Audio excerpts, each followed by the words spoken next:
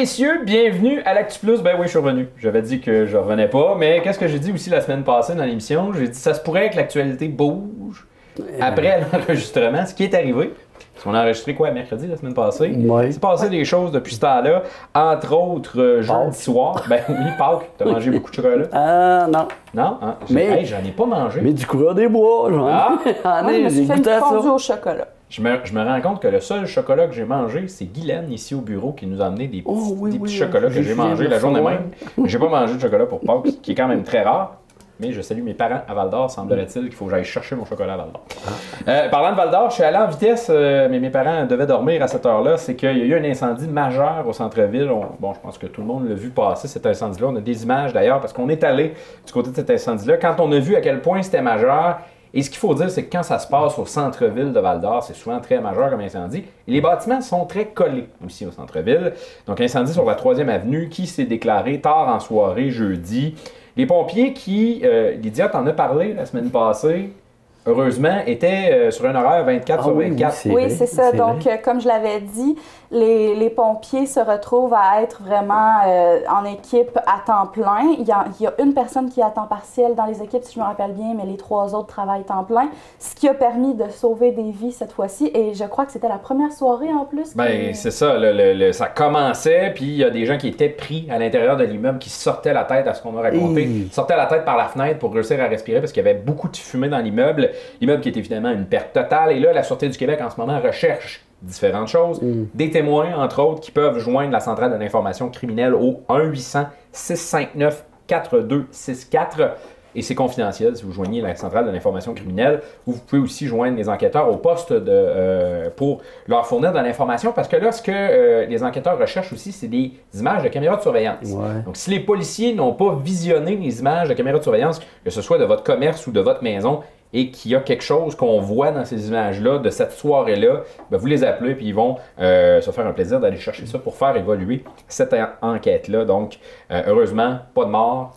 2 personnes qui ont été très légèrement incommodées par la fumée, donc il y a pas, tout est bien qui finit bien à ce niveau-là. Et je sais que le propriétaire du bâtiment a annoncé aussi, parce qu'il y avait des logements dans ce bâtiment-là, a annoncé qu'il allait reconstruire. Donc ça, c'est la bonne nouvelle dans tout ça. C'est que oui, là, pour le moment, il y a une perte de logements, mais il y aura des logements neufs qui seront reconstruits dans ce dossier-là. Un acte criminel qui aurait pu coûter très cher. Oui, c'est ça, parce que c'est considéré comme un incendie criminel. Ben oui, effectivement, donc ça a passé de incendie suspect, et là, cette semaine, quand la Sûreté du Québec nous a envoyé son communiqué de presse hier, c'était incendie criminel, on recherche des témoins, on cherche à lier quelqu'un à tout ça.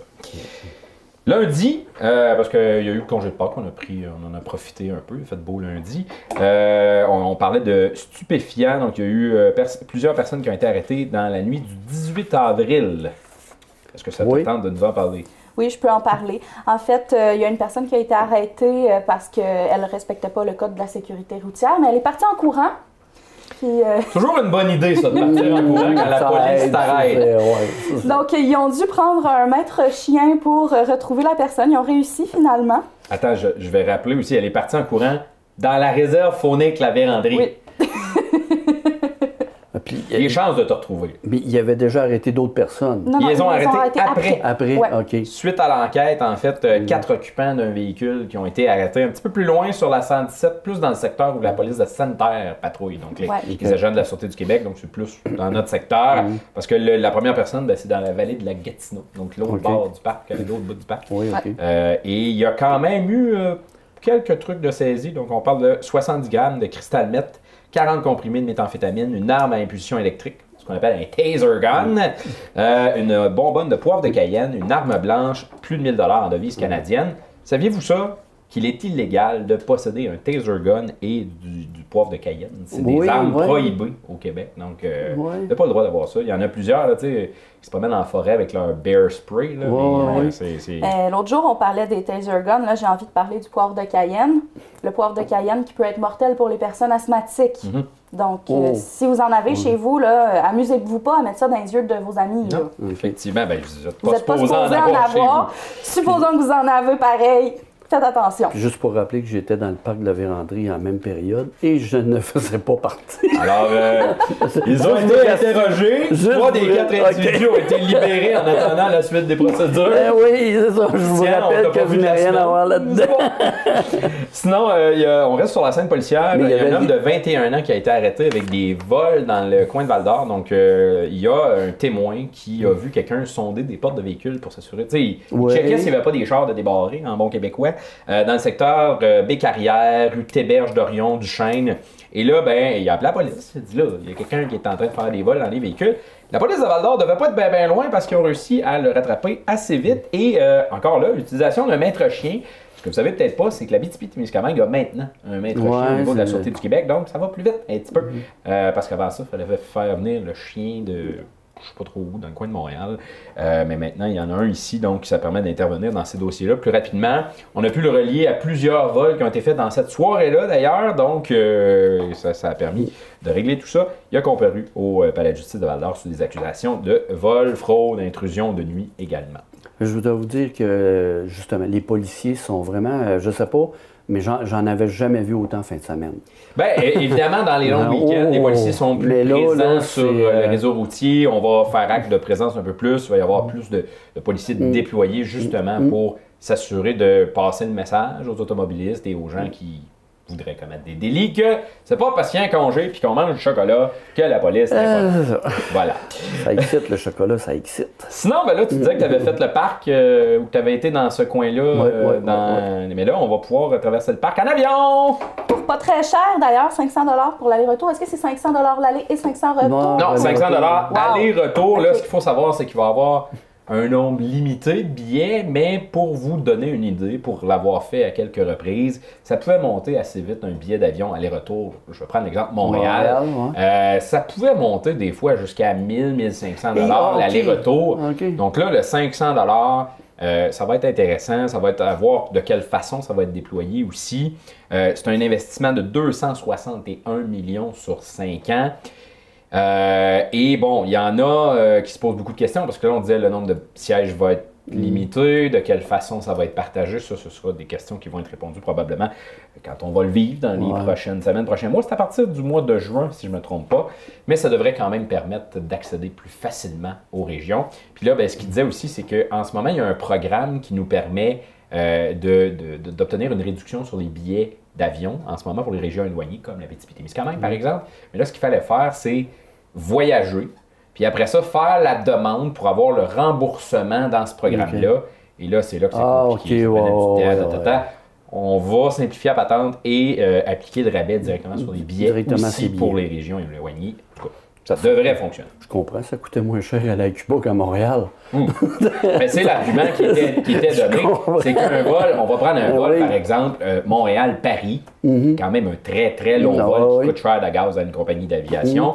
Ben, il coûtait moins cher qu'un voyage Val-d'Or-Montréal. Oui, c'est ça. Là. C'est pour ça qu'on est allé à Paris il y a quelques années, mon amoureux et moi, au lieu de rester au Québec. Ah, ben voilà. Oh! On s'est fiancés là. Oh, c'est cute! Il va falloir que tu nous en parles. Ça sera pour une autre émission. Sinon, bon, il y a des élections provinciales au Québec qui s'en viennent cet automne, mais il y a aussi une partielle du côté de Landrian. Effectivement, Nancy Legault, qui était conseillère, a décidé de remettre sa démission pour des raisons familiales. Donc, la remise des candidatures pourra se faire du 26 avril au 6 mai.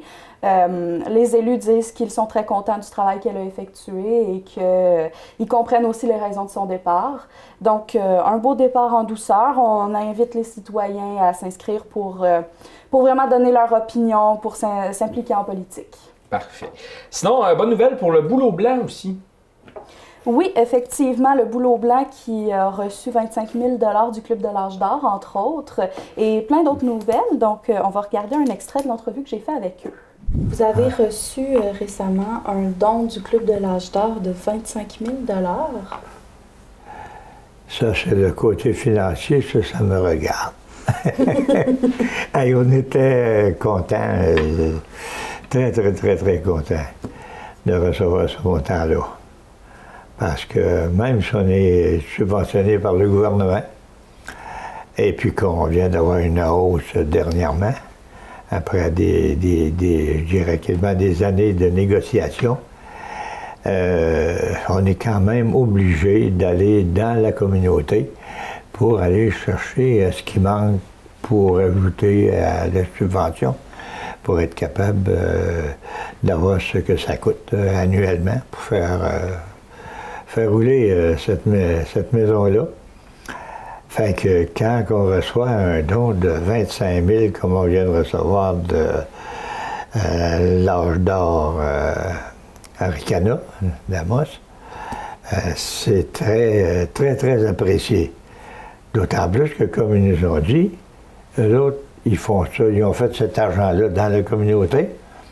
Fait qu'ils ont dit on va la retourner dans la communauté. Comme c'est pas seulement des personnes âgées qui viennent au Bleu Blanc, mais en majorité, c'est des personnes âgées, puisqu'on a l'âge moyen des personnes a été fait dernièrement, et puis 73 ans. Pour l'année 2021. OK. Oui. Alors, c'est vrai qu'il y a beaucoup de personnes. On a été surpris, mais agréablement surpris. Et puis, on les en remercie, puis on remercie toute la population qui a aidé par l'amassement de ça, par des activités que faisait.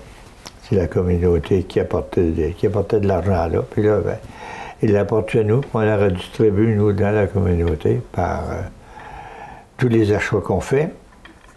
On fait nos achats dans la communauté le plus possible, je dirais à 99,9 %.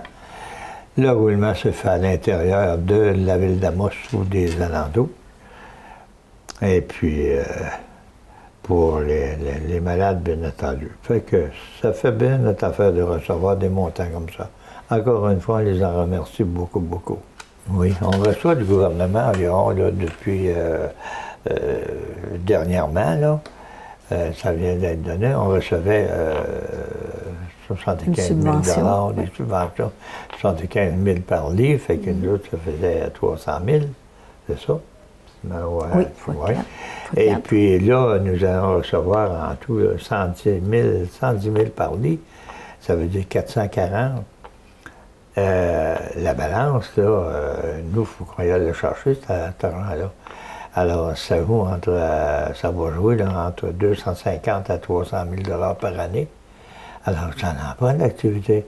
Il y a des dons qui rentrent là-dedans, là, heureusement, qu'on reçoit des gros dons des fois.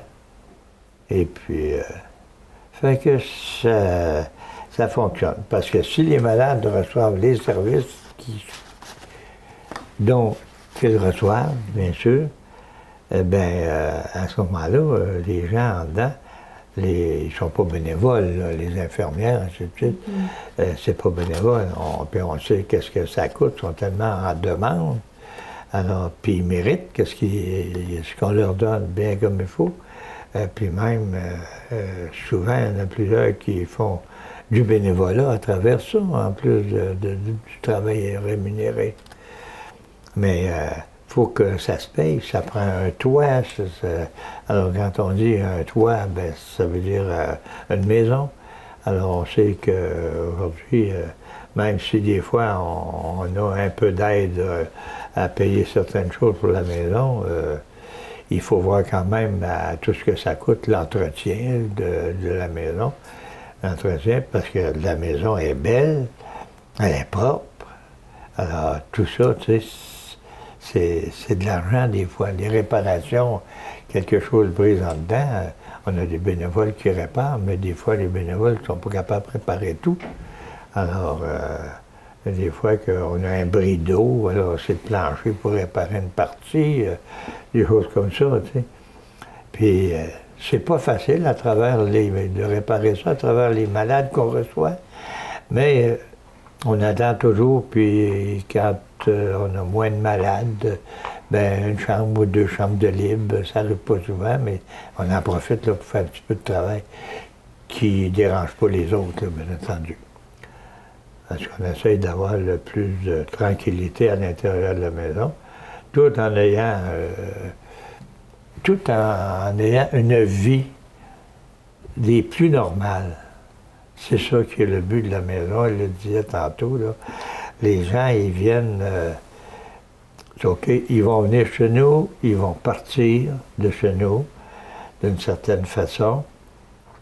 Mais entre l'entrée et le départ et la sortie, ben, il faut qu'ils vivent, puis il faut qu'ils vivent comme il faut. Alors, il faut lui donner, si tu veux, à un moment donné, de la joie, quelque chose à faire aussi. Et puis, on a des gens, des fois, qui viennent jouer de la musique, on a des gens qui viennent chanter pour. Là, on va s'organiser pour qu'on ait plus de place dans la maison. Vous allez dire où? Ben, on parle d'un agrandissement. On travaille actuellement là-dessus, Il y a des gens qui nous aident, mais on sait qu'un agrandissement, bon, on ne peut pas dire aujourd'hui je fais un agrandissement, puis demain matin, on met, si tu veux, la pile là-dedans. Mais on est rendu que l'appel semble mieux de plus en plus près, si tu veux, du sol, tu sais, là, pour pouvoir démarrer. Ça fait combien de temps que vous parlez d'un projet d'agrandissement pour la Maison du Boulot? On parle depuis 3 ans qu'on a commencé à penser d'un agrandissement, mais on peut dire qu'on parle plus vraiment là, avec plus de profondeur depuis 1 an. Et puis, beaucoup de gens ont été approchés, beaucoup de gens sont très intéressés à nous aider. Alors, il reste à rencontrer les architectes qu'on rencontre le mois prochain, au mois de mai. Combien de lits ça permettrait d'ajouter, d'agrandir la maison? Il n'y aura pas de lit. On n'ajoutera pas de lit, mais on va améliorer le côté mieux-être des malades avec 4 chambres nouvelles, neuves. Et les anciennes chambres vont avoir une réorientation de leur vocation, si je peux dire. Mais l'agrandissement vise vraiment à améliorer la condition du séjour. Une autre chose Nous, on a commencé à la Maison du Boulot-Blanc avec une maison qu'on a achetée qui était faite. On est parti avec ça. On a toujours fonctionné avec ça, excepté un agrandissement, un aile qu'on avait fait pour une plus grande chambre lors d'une campagne de financement au début.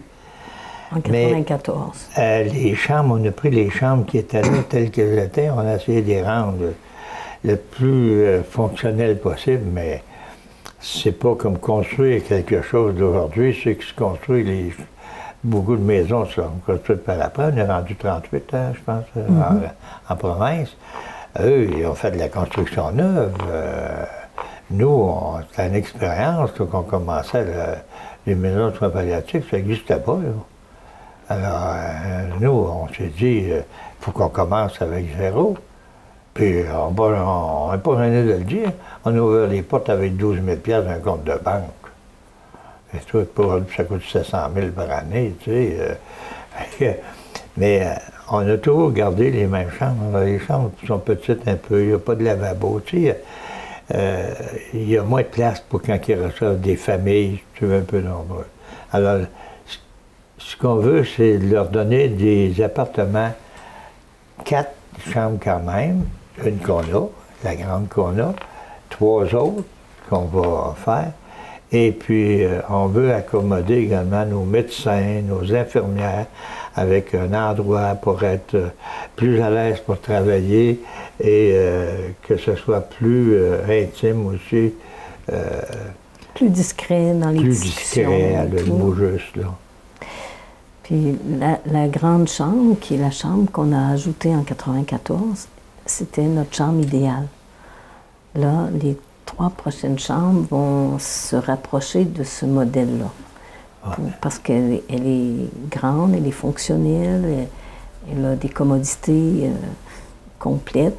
C'est un petit peu ça qu'on va faire. Donc, on va ajouter 3 chambres, mieux améliorées au point de vue fonctionnel, belles. Et puis, on va ajouter aussi des accessoires. Donc, ça va être probablement un 5 pièces qui va s'ajouter à la maison. Tout le monde à l'intérieur va y regagner, surtout les malades. Et puis, s'il y a plus de service de donner aux médecins qui viennent, aux infirmières, notre personnel qui est là actuellement, et puis qui ont plus de place, là, tu sais, là, plus de liberté un peu pour travailler, bien, ça va avoir, si tu veux, un effet sur les malades, bien entendu. Parce qu'on ne peut pas immédiatement faire des chambres. Ça ne le nécessite pas, présentement encore, faire des chambres nouvelles. Hein. On a des fois des gens qui ont dit qu'ils sont en attente là, pour entrer au Boulot Blanc parce que les 4 sont prises, mais c'est très, très rare. Quand il y a quelqu'un qui arrive en attente, c'est peut-être une journée ou deux, puis là, il y en a un qui décède, tu sais. Il y a un roulement, là, tu sais, assez rapide, sans avoir des attentes. C'est arrivé une fois qu'on en avait 12, il y a plusieurs années, on est arrivé avec 12 qui étaient en attente. Alors là, on a dit, qu'est-ce qu'on fait si c'est ça? Mais ça s'est produit une année, il y a, je pense, 5 ou 6 ans. C'est le seul temps. Nous sommes aussi agréés pour 4 lits à cause de notre population. OK. Comme Rouen est agréé pour 6 lits, puis Val-d'Or pour 6 lits, à cause de leur population. Le projet de Lassar est en bonne voie de se réaliser cet été et ils vont être agréés pour 4 lits. OK. Toujours, c'est jugé selon la population que l'on dessert.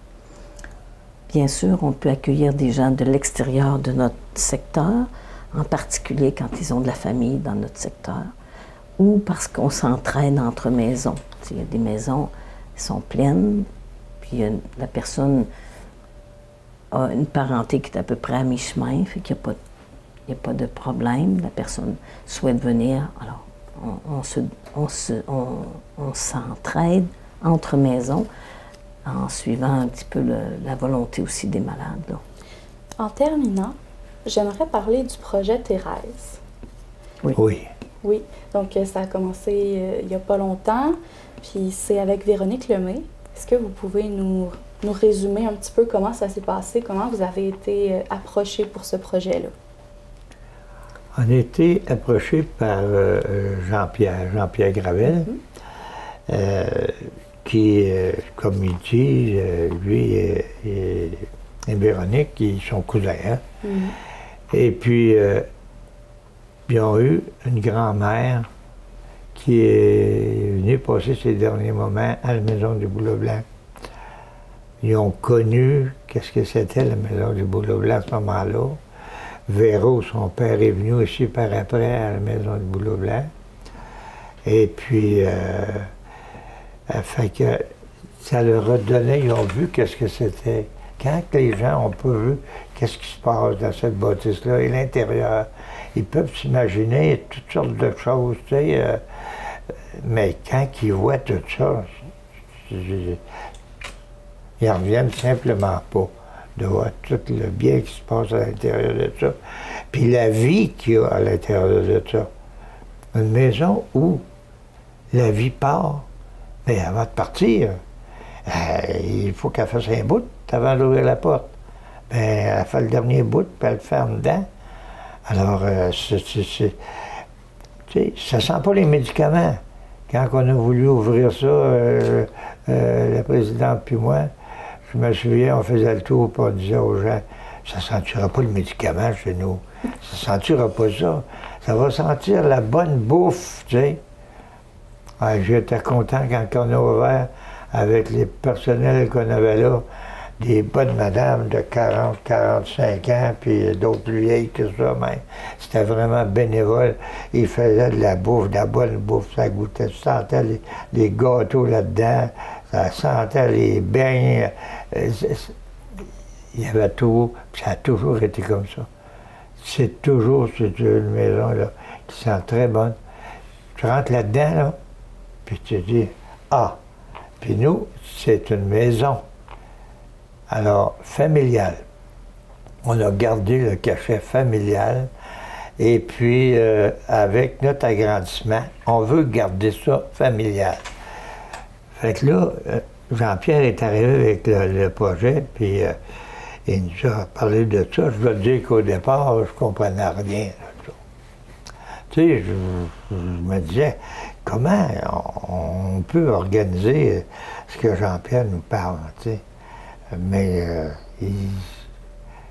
il va avec son affaire tellement bien qu'à un moment donné, on a dit, oui, ça peut simplement être bien, puis ça peut se faire.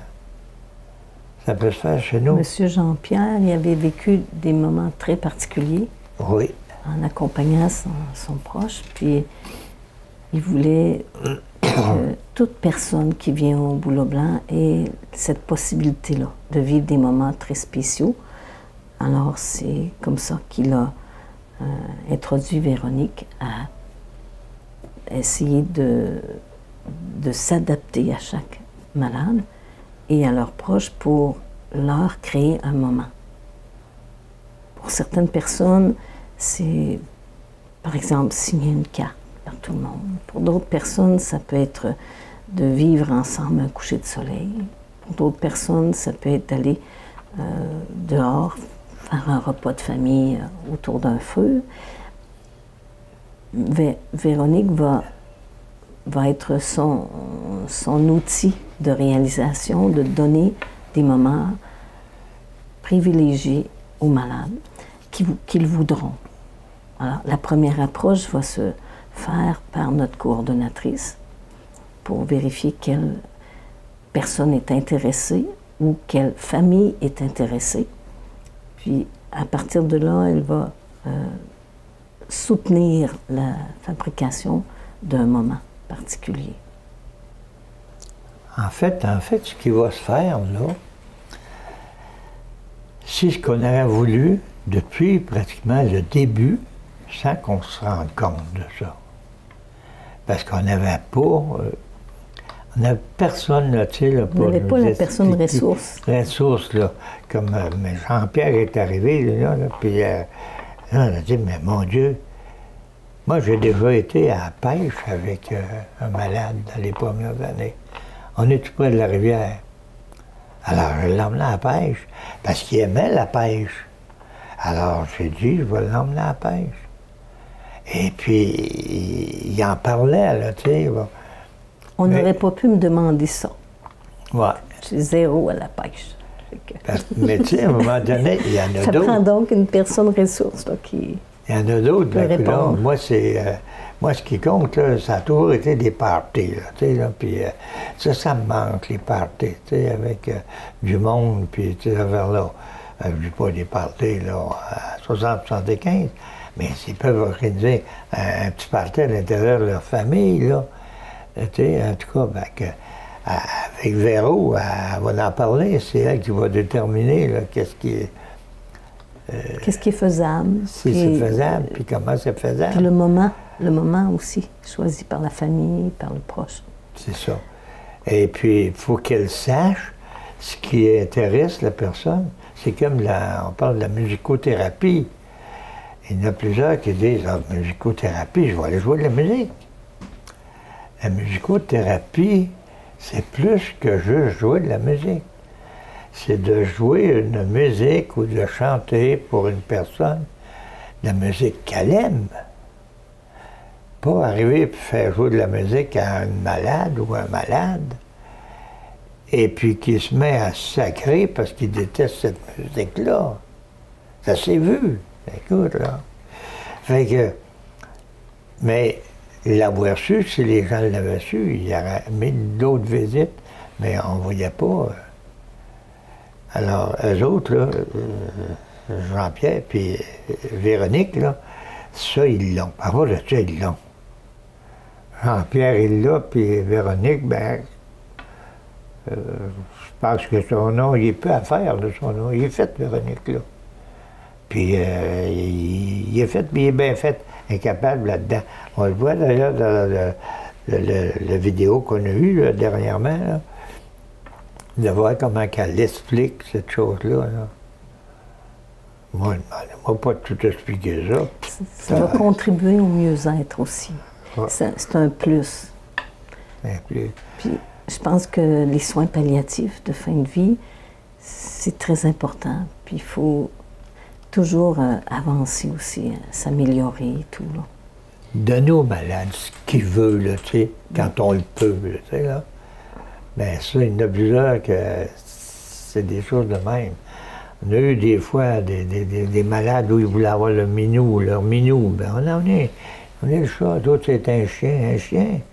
Moi, je sais qu'il y a des employés qui m'ont dit, oui, mais M. Vézo, si jamais c'est un cheval, puis qu'il voulait emmener son cheval ici, alors je vais construire une clôture en arrière, et puis par ça, la fenêtre, il va le voir, le cheval. Puis quand il va pouvoir sortir, il va aller au cheval, ça ira jusque-là. Je dis, elle va construire. Je l'aurais fait construire par d'autres, là, parce qu'à un moment donné, on ne veut pas tout faire soi-même, mais quand on dit ça, on va chercher des bénévoles. Ça, c'est jamais arrivé, là, une chose de même. Mais des animaux, oui. Il y a eu des petits chiens, hein, petits papillons. À chaque fois que la porte ouvrait en avant, là, puis qu'il savait que c'était moi, là, il s'en venait à grand course en jappant. Dès que j'avançais, là, il jappait pour aller jusqu'à sa maîtresse complètement en arrière pour que j'aille là. Quand j'arrivais là, il était bien content. Là. Puis elle aussi, puis on a eu un monsieur aussi avec sa conjointe, alors avec 2 animaux. On a eu un bout de temps, Yvan Les Tourneaux et Jocelyne, sa conjointe, qui venait avec des beaux chiens. C'est partie remise, parce que là, il en a perdu un. Il était prêt à en élever d'autres. Il m'a dit dernièrement encore qu'il serait prêt à venir. Ceux qui veulent ça. Et monsieur, à un moment donné, il y a 2 semaines qu'il était, il n'a pas parlé, il était dans son lit. 2 semaines qu'il ne s'est pas levé, absolument rien. Il ne parlait même pas. À un moment donné, il avait passé Yvan avec les 2 chiens dans le couloir, dans le passage. Là, les chiens! Yvan s'est reculé, il a avancé. Le monsieur, il est décédé 2 semaines après, mais à chaque jour, il fallait qu'il y ait les chiens. Il fallait qu'il y ait les chiens. Tu sais, alors, c'est tout ça. Il y a une petite bonne femme aussi, que c'est grâce au chien qu'elle a approché sa grand-mère, qui était en fin de vie. Ouais. Elle n'osait pas l'approcher. Puis à un moment donné, avec un des 2 chiens, Yvan, il dit, viens, on va aller voir ta grand-maman, on va lui présenter le chien. Il y avait un mâle et une femelle, fait qu'il avait pris la femelle. L'été s'en vient, même si le dicton le dit en avril, ne vous découvre pas d'un fil, tabarnouche. Ah, non, je suis sorti cette semaine, je vais devoir pas l'aide. Ouais, non, c'est pas cette semaine qu'on va se découvrir. On va parler de judo. Il n'y en aura pas à la corne. Oui, non, effectivement. La Corne avait reçu une subvention de 100 000 $ pour la construction de jeux d'eau, mais après analyse, ils se sont rendus compte que ça allait coûter plus de 350 000 $. Et en plus, ils allaient devoir faire remplir un espèce de bassin d'eau souterrain, puis le vider à chaque semaine. Ouf. C'était un peu compliqué, très coûteux, donc ils ont décidé de laisser tomber le projet, mais ils ont quand même plein d'autres beaux projets. Vous pouvez d'ailleurs le voir dans notre émission Ma municipalité. OK. Ouais, je connaissais pas. C'est beaucoup d'entretien, un jeu d'eau. Ben, ça dépend où. C'est sûr, le problème à la Corne, c'est qu'ils n'ont pas de réseau d'égout. Ah oui, c'est vrai. C'est pas, okay. Donc, ça complique vraiment le processus. Tandis qu'à Amos, on a des jeux d'eau, c'est facile, on a l'eau courante. Oui, c'est vrai. Est-ce que tu voudrais, Christian, des jeux d'eau froids comme l'eau d'un puits? Non, pas vraiment. Bon, voilà. OK, je comprends. On va conclure là-dessus sur ce sujet-là. Christian, zone de transbordement ferroviaire, il y a une étude à Val-d'Or. C'est dans la vallée de l'Or. C'est parce que là, c'est quand même une étude, il y a 60 000 $ qui a été mis par la MRC de la vallée de l'Or. C'est, comment je dirais ça, dans le fond, c'est une étude pour faire, en somme, savoir si avec le système ferroviaire, ça serait plus rentable. Et donc, on s'entend que ça serait moins polluant pour les transports de marchandises dans les grands centres puis tout ça. Ce sont des questions qui se posent et le retour, parce que l'industrie ferroviaire a été très, très forte à l'époque. À l'époque, les gens arrivaient à la région en train. Et là, avec le prix de l'essence, le transport, le manque de main-d'œuvre, on veut réduire le nombre de camions sur les routes. Fait que là, ça revient tranquillement pas vite. Il y a Amos aussi qui a un projet avec son centre entrepreneurial qui veut faire une portion où on pourrait envoyer des marchandises dans le secteur du centre entrepreneurial. Bon, ici à Amos, je veux dire, la traque passe juste en arrière. Mais on commence à étudier de plus en plus ça, ce retour. Mais le pire, c'est que à Santerre, dans les années 90, il y avait déjà, il y avait un gros document là-dessus. Ça avait déjà commencé à regarder pour une solution, justement, mettre comme des wagons de vannes sur des... il y avait une espèce de gare de triage. Oui, c'était la deuxième après Montréal, c'était la deuxième plus grosse. Là, c'est ça, on est en train d'y redonner vie avec c'est une étude d'abord, et après, on gardera ça éventuellement. On va parler maintenant d'une entrevue que tu as faite, Lydia, cette semaine avec Mme Mireille Vincelette, qui est co-porte-parole du comité Arrêt. Oui. Donc, comme il me semble que je l'avais mentionné la semaine passée, là, il y a une augmentation des particules de nickel dans l'air qui va être permise pour les entreprises et le comité Arrêt n'était pas d'accord comme plusieurs autres organisations de la région. Donc, j'ai fait une entrevue avec Mireille Vincelette, co-porte-parole pour le comité Arrêt à Rouyn-Noranda. On va écouter l'entrevue. Alors, Madame Vincelette, aujourd'hui, on se parle parce que le gouvernement a décidé d'augmenter la quantité de particules de nickel permises dans l'air par les entreprises. Mais pour commencer, pouvez-vous nous expliquer qu'est-ce que vous faites avec le comité Arrêt? Dans le fond, le comité Arrêt, c'est un comité de parents de parents et de citoyens qui sont inquiets pour la santé des gens de Rouyn-Noranda face aux émissions là, de la fonderie Horn de Glencore. Et là, pour le nickel, c'est une autre chose qui s'ajoute aux choses auxquelles on est déjà exposé. Donc, ça nous préoccupe que ça ait un impact plus grand sur la santé. Pourquoi ça aura un impact sur la santé exactement? En fait, pour l'instant, le nickel n'est pas mesuré par le gouvernement du Québec. Donc, on ne sait même pas quelle quantité de nickel on est exposé quotidiennement.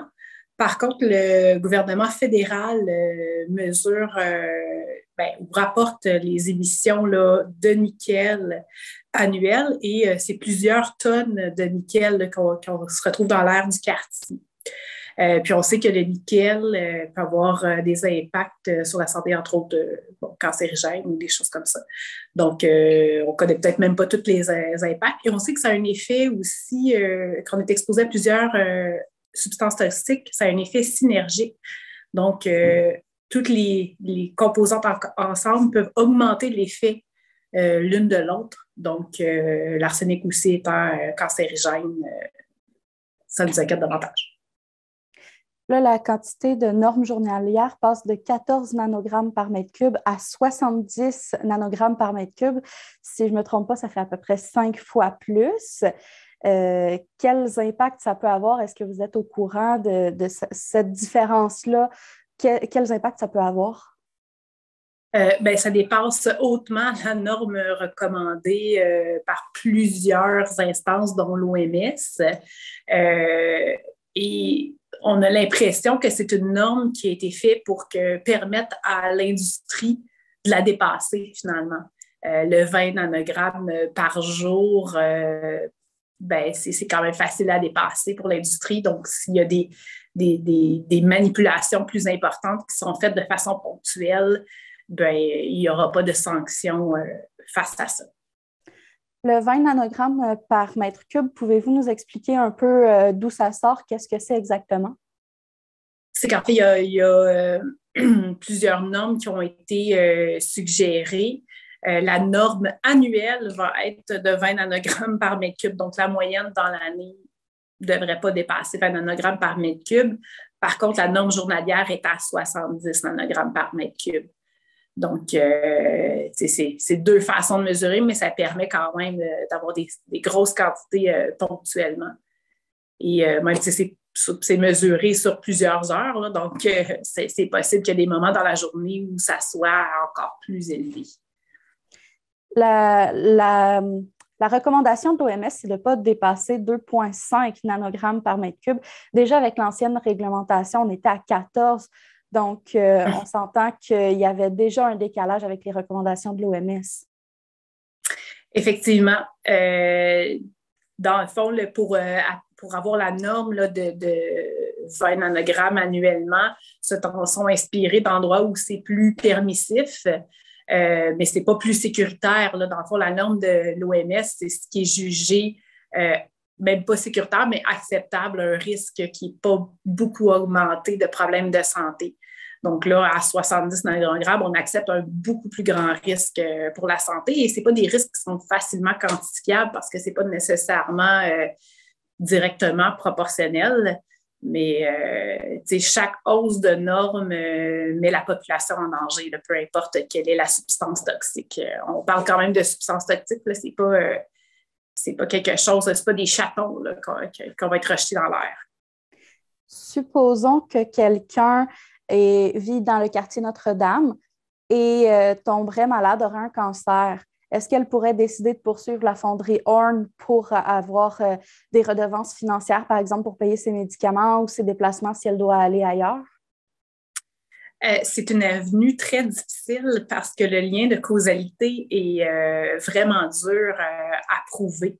Ce sont des effets cancérigènes avec une exposition prolongée. Et il y a d'autres facteurs dans la santé, par exemple l'exposition lors du travail, le fait de fumer qui peuvent augmenter les risques de cancer. Donc, c'est sûr qu'en cours, tout ce qu'il y a autour de la personne va être débattu comme étant la cause, vont mettre de côté, vont essayer d'éliminer ça. Donc, c'est pas quelque chose qui est facilement défendable, même si on peut voir la logique et le lien causal apparent. Vous disiez que vous n'étiez pas convaincu par la cible annuelle de 20 nanogrammes par mètre cube, mais aussi les 18 directions de la santé publique ont été unanimes. Ils ont conseillé de conserver les normes qui existaient déjà et le gouvernement n'est pas allé de l'avant avec les recommandations de la population et les recommandations des spécialistes sur le sujet. Comment vous expliquez ça? Je comprends vraiment pas. Dans le fond, le comité arrêt a été vraiment sidéré devant la décision finale du gouvernement. Il a lancé une consultation et presque tous les personnes consultées, les experts, les comités en environnement, les citoyens, tous ont émis des objections et des inquiétudes, mais sont allés de l'avant quand même avec le projet de loi, ce qui nous laisse croire que le gouvernement est un peu à la solde de l'industrie, donc va passer d'économie avant la santé et l'environnement. Est-ce que vous avez d'autres exemples qui vous fait penser ça? Dans le fond, la situation qu'on vit à Rouyn-Noranda avec l'attestation d'assainissement, vraiment, ça n'a pas été très rigoureux, les demandes du gouvernement là, pour abaisser le taux d'arsenic dans l'air ambiant. Puis, dans le fond, là, il y a eu un comité ministériel et des beaux plans d'action, mais on ne voit pas les résultats qu'on devrait s'attendre là, selon ce qui a été promis. Puis, le gouvernement ne bouge toujours pas, ne fait pas de pression supplémentaire malgré qu'ils n'ont pas reçu les résultats escomptés. Un commentaire que j'ai déjà vu passer sur les réseaux sociaux, c'est si les personnes ne veulent pas tomber malades, elles ont juste à pas vivre autour de la fonderie. Est-ce que c'est possible d'envisager ça, de se dire, OK, on ne fait plus de logement autour de la fonderie, on s'en va vivre ailleurs?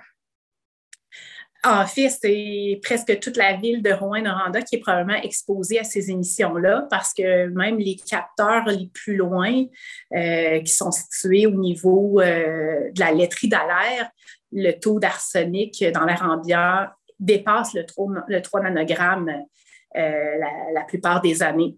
Donc, ça serait un petit peu difficile de dire on déménage toute la ville de Rouyn-Noranda pour cesser l'exposition des citoyens. Et c'est pas la responsabilité des citoyens de déménager alors que, dans le fond, l'industrie ne respecte pas la norme qui est appliquée. C'est à l'industrie de faire des efforts. Si vous pouviez lancer un message directement à l'industrie et au gouvernement, qu'est-ce que vous leur diriez? dans le fond, ce serait d'agir le plus rapidement possible parce qu'on sait que l'exposition, oui, même si c'est à long terme que l'effet sur la santé va se faire, à chaque jour, il y a des enfants qui sont exposés et ça fait un impact sur tout le reste de leur santé. Donc, il faut agir rapidement, mettre les bouchées doubles pour rattraper un peu le laxisme du passé pour arriver à la situation la plus idéale, la plus rapidement possible. Merci, Mme Weisslett, d'avoir été là aujourd'hui. Merci, bonne journée. Bonne journée. Christian! Oui. Belle réussite pour le premier gala de l'UQAT. Ouais, moi qui n'ai jamais été à l'université, je trouve ça quand même intéressant. C'était un premier gala qui se faisait à l'Hôtel des Esquerres à Amos. Il y a quand même eu des remises de prix, de nombreuses remises de prix pour les étudiants. Alors, non, mais j'ai trouvé... Puis il paraît que c'est une réussite. Je n'étais pas présent. Ça, malheureusement, on n'a pas pu y aller. Mais c'est ça que je me dis, c'est dommage, mais quand même 15 500 $ de bourse qui ont été remis à 11 participants du campus d'Amos. Et si vous voulez savoir qui a reçu une bourse, vous vous rendez au médiaté.ca. Oui, c'est écrit tout sur notre site web. Ouais. Sinon, tout le monde l'attendait. On se disait, bon, la fin du mois d'avril arrive. On nous avait dit début mai, on pourrait enlever le masque. Ben non! Le docteur Boileau qui a fait son point de presse hier disant la situation semble s'améliorer au Québec. Les hospitalisations se stabilisent. On ne voit pas nécessairement de réduction du nombre d'hospitalisations, mais la situation va mieux. Donc, on est comme dans le pic et ça commence à vouloir descendre. Les projections de l'INES aussi sont encourageantes, mais on va garder le masque dans les lieux publics jusqu'à la mi-mai, à moins d'un avis contraire. Mais on s'entend que, selon moi, si à la mi-mai, un exemple, même si ça va jusque-là, ça devrait vraiment être la dernière fois. On parlera pas trop vite. On va l'espérer, mais ça devrait, là.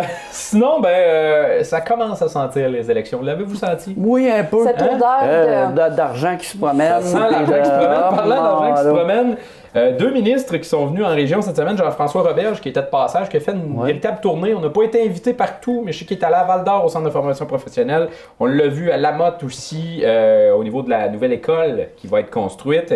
Pavillon Victor Cormier qui va s'appeler Phénix du savoir du côté de Lassar. Il est allé aussi à l'école de Prélude du côté de Rouyn-Noranda où il va y avoir agrandissement, construction d'un nouveau gymnase puis toute la patente.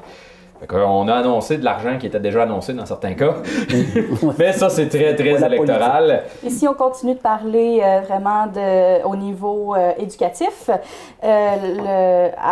Pour le centre de services scolaires Aricana, j'hésitais avec commission scolaire. Oui, on a toujours le mot commission scolaire dans la tête. On l'a eu pendant des années.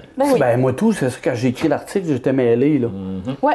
Donc, on ajoute une semaine de relâche du 21 au 25 novembre. Donc, au mois de novembre, il va y avoir une semaine de relâche. Une nouvelle qui est bien accueillie par certains qui se disent enfin on va pouvoir se reposer et les professeurs vont pouvoir travailler vraiment sur l'aspect pédagogique durant les 2 premières journées parce que c'est des journées pédagogiques, mais d'autres qui sont inquiets en se disant « Ah, mais là, avec mes enfants, qu'est-ce que je vais faire? Je dois prendre congé. Est-ce que je vais les avoir? Il faut que je trouve une gardienne. » Donc, avis partagé, mais on va avoir plus de détails la semaine prochaine parce que je vais avoir une entrevue avec le centre de services scolaires. Et d'ailleurs, on vous invite à nous écrire en commentaire, vous en pensez quoi de cette nouvelle semaine de relâche à l'automne, donc dans les commentaires sur notre page Facebook, sur la diffusion de l'émission. Sinon, je parlais de visite ministérielle. Il y en a un autre ce matin. Moi, j'arrive d'une conférence de presse il y a quelques minutes avec Jean Boulet, ministre du Travail, de l'Emploi, de la Solidarité sociale et ministre de l'Immigration, de l'Intégration, la francisation. Ministre de sa région aussi, je veux dire, la carte d'affaires doit être longue de même. Il nous parle de main-d'œuvre. On était du côté de Picogan ce matin parce qu'il y a des agents de liaison en développement de main-d'œuvre il y a l'embauche de ces agents-là pour les communautés autochtones, donc pas juste Picogan. On parlait de Kitsakik, Lac-Simon, Long Point et j'ai oublié le nom de l'autre communauté, malheureusement. Mais on va vous présenter donc un court extrait de cette conférence de presse-là. Il y a le ministre qui va parler et M. Dave Sergerie, qui est conseiller en direction, à la direction de la Commission de développement des ressources humaines des Premières Nations du Québec. On va prendre une petite gorgée d'eau. On écoute ça. Il y a de la job à faire et c'est la raison pour laquelle on annonce ce matin 970 000 $ à la Commission de développement des ressources humaines des Premières Nations du Québec pour procéder à l'embauche d'agents ou d'agentes de liaison pour faire le développement des compétences, mais surtout le développement de la main-d'œuvre. Il y en a 2 qui sont déjà à l'emploi et ils seront présents dans 5 communautés algonquines.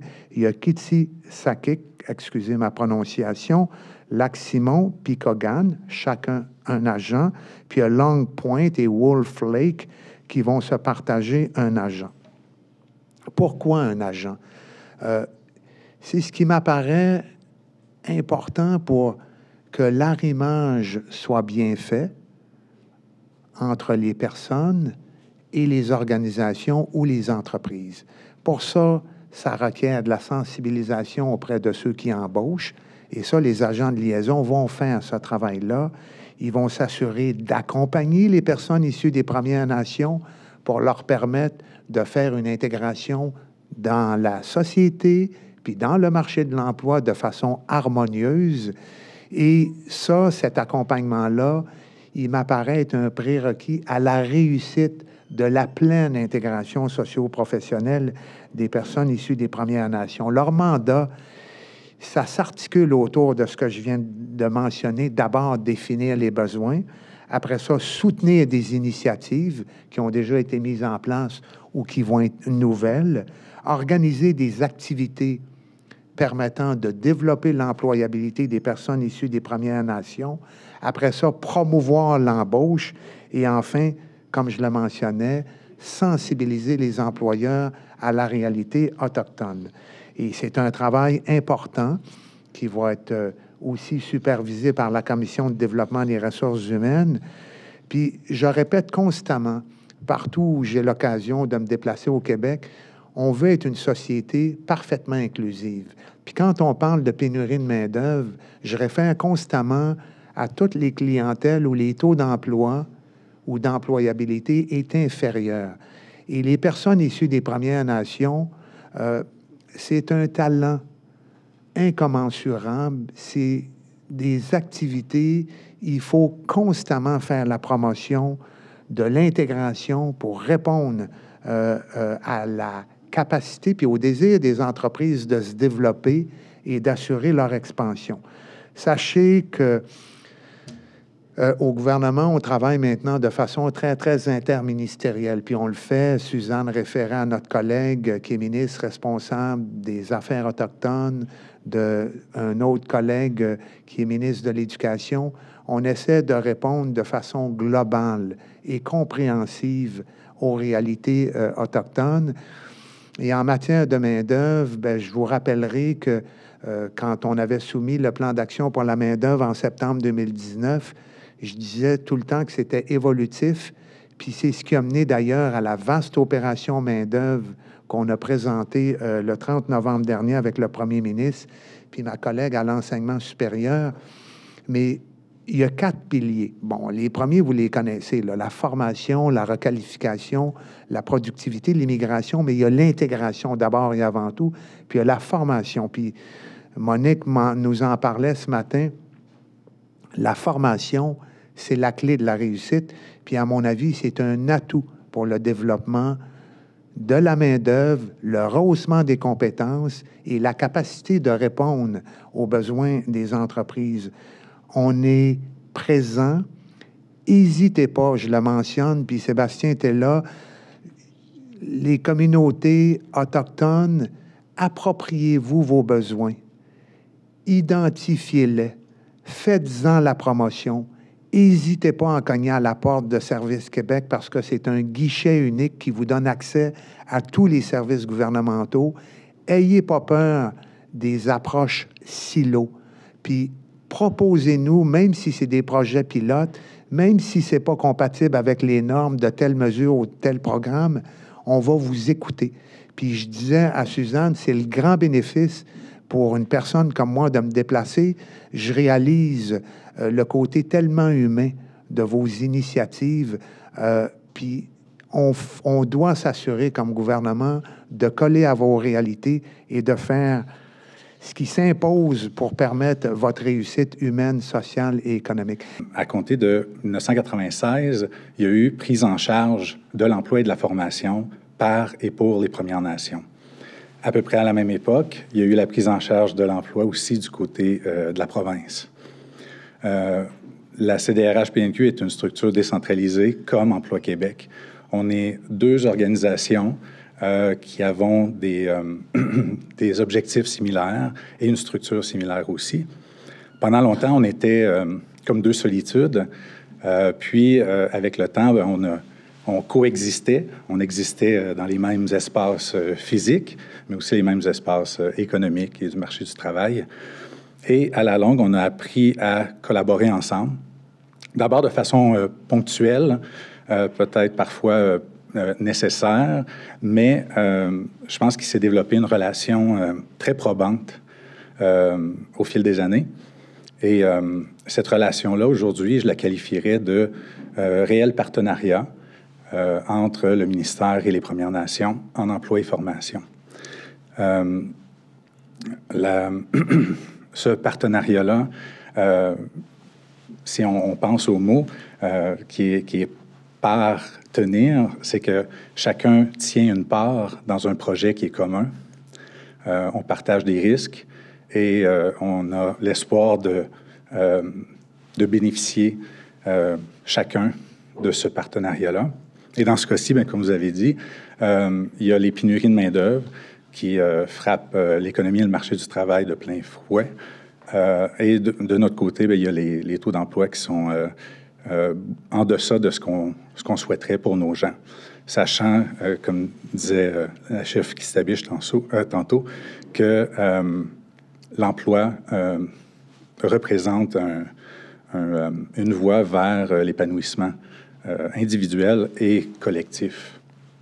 Alors, c'est ce que je tenais à dire, c'est que à la CDRH-PNQ, on est content de la relation qui se construit, puis on a bon espoir que la relation va juste continuer de s'élever et de grandir en qualité, mais aussi dans ses retombées directes pour les gens impliqués, concernés. Ça fait le tour de notre semaine, mais je ne saurais passer sous silence pour les fans de hockey. Cette semaine difficile. Oui. On a perdu Mike Bossy il y a quelques jours. On a perdu Guy Lafleur aussi cette nuit. Oui. C'est une grosse perte pour l'industrie du hockey. C'est une grosse perte pour le Québec aussi. Des athlètes morts à 65 ans et 70 ans. C'est quand même jeune. Oui. Affectés par la maladie, donc ça faisait déjà quelques semaines, même quelques mois qu'ils combattaient la maladie. Donc, on a une pensée aujourd'hui pour la famille et tous les fans de hockey, parce qu'ils auront marqué l'histoire et seront pour des années dans les livres d'histoire du Québec. Là-dessus, on va se souhaiter du soleil puis de la chaleur. Ah oui, s'il vous plaît. S'il vous plaît, oui. On est tous tannés de la neige. Et Christian, ben, on t'envoie, t'enlèves ton micro, tu passes, t'en vas du côté de l'Andrienne. C'est ça. Parler d'agriculture, on reviendra là-dessus la semaine prochaine. Fait que c'est ça, là. Il faut qu'on te laisse parce qu'on regarde l'heure, là, puis on doit te laisser. Oui, c'est ça. Mesdames, messieurs, bonne soirée.